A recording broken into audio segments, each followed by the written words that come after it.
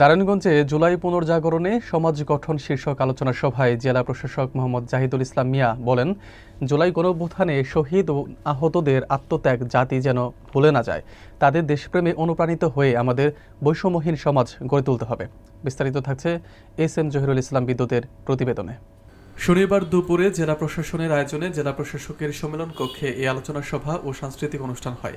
শহীদদের স্মরণে 1 মিনিট নীরবতা পালনের মধ্য দিয়ে অনুষ্ঠান শুরু হয়। জেলা প্রশাসক আরও বলেন, আহতদের বেদনা নিরাপদ আশ্রয় পাবে একটি সুন্দর ন্যায্য সমাজ ব্যবস্থায়। তাদের আত্মত্যাগের মূল্য দিতে হলে আমাদেরকে সেই সমাজ গঠনে এগিয়ে আসতে হবে। এর আগে সকাল 10টায় ভার্চুয়ালি সারা দেশের সঙ্গে যুক্ত হয়ে লাখো কণ্ঠে শপথ পাঠ কর্মসূচিতে অংশগ্রহণ করেন সবাই। অনুষ্ঠানে উপস্থিত ছিলেন প্রশাসনের বিভিন্ন কর্মকর্তা, রাজনৈতিক, সামাজিক ও ছাত্র সংগঠনের নেতৃবৃন্দ। আলোচনায় অংশগ্রহণকারীরা শহীদদের স্মরণে শ্রদ্ধা জানিয়ে সমাজ পরিবর্তনের শপথ গ্রহণ করেন।